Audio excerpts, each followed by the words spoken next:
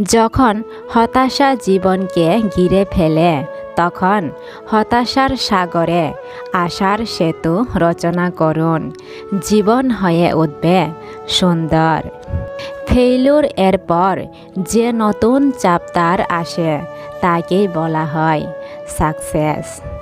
যদি তুমি ফেইলুরকে অ্যাটেনশন না দাও তবেই সাকসেস পাবে। হ্যাঁ বন্ধু, তবেই সাকসেস পাবে। বিজয়ের হার পড়তে হলে হারকে হারাতে হয়। হ্যাঁ বন্ধু, বিজয়ের হার পড়তে হলে প্রথমে তোমাকে হারকে হারাতে হবে। আর আমি বিশ্বাসী যে তুমি পারবে। আরে তুমি সেই নৌকা যে মাঝি ছাড়া নদী পাড়ি দিতে পারে।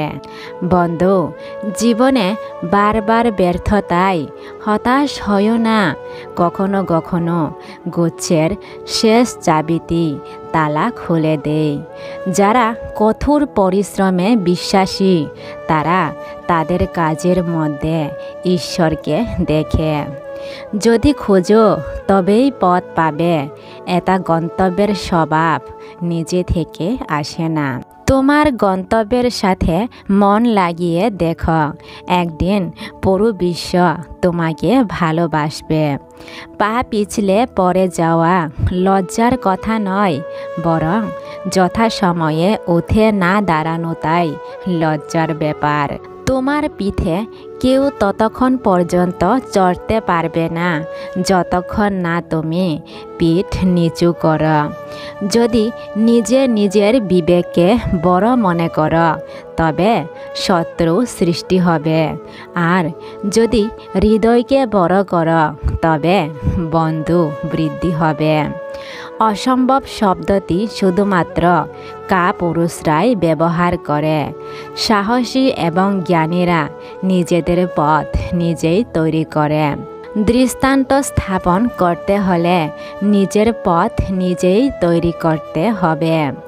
দেরি হোক তবে অবশ্যই কিছু করতে হবে, কারণ লোকেরা স্ট্যাটাস দেখে, তোমার পরিশ্রম এবং মন ভাঙা কষ্ট নয়। কখনো সাহস হারাইও না বন্ধু, এখনো অনেক পথ বাকি। যারা বলেছে এটা তোমার দ্বারা হবে না তাদেরকেও প্রমাণ করে দেখাতে হবে।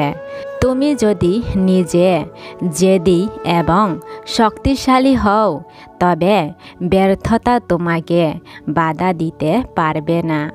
সফলতা তোমার কাছে আসবে না, বরং সঠিক মার্গ অবলম্বন করে কঠোর পরিশ্রমের দ্বারা তোমাকে তার কাছে যেতে হবে। বন্ধু, সফল হতে হলে তোমাকে একাই এগিয়ে যেতে হবে। একবার তুমি সফল হতে শুরু করলে লোকেরা তোমাকে অনুসরণ করতে শুরু করবে। নিজেকে এতটা নিখুঁত বানাও যে তোমাকে প্রত্যাখ্যান করেছে সে তোমার এক ঝলক দেখার জন্য যাতে ভবিষ্যতে চেয়ে থাকে।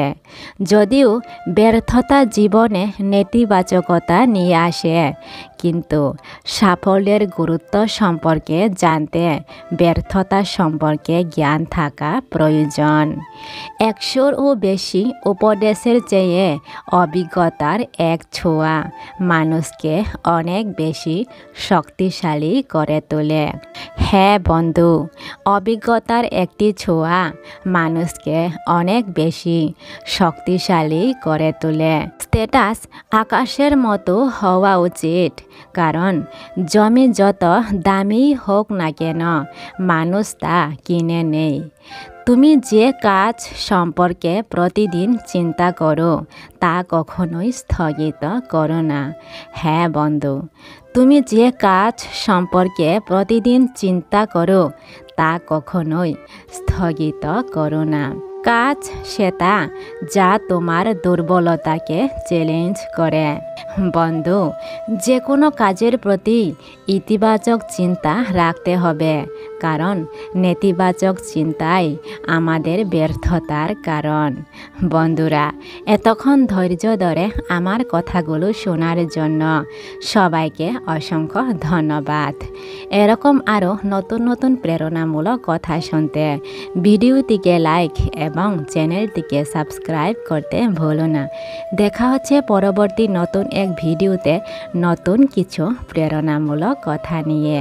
ততক্ষণে সবাই ভালো থাকবেন এবং সুস্থ থাকবেন। ভিডিওটি পুরোপুরি শোনার জন্য সবাইকে অসংখ্য ধন্যবাদ।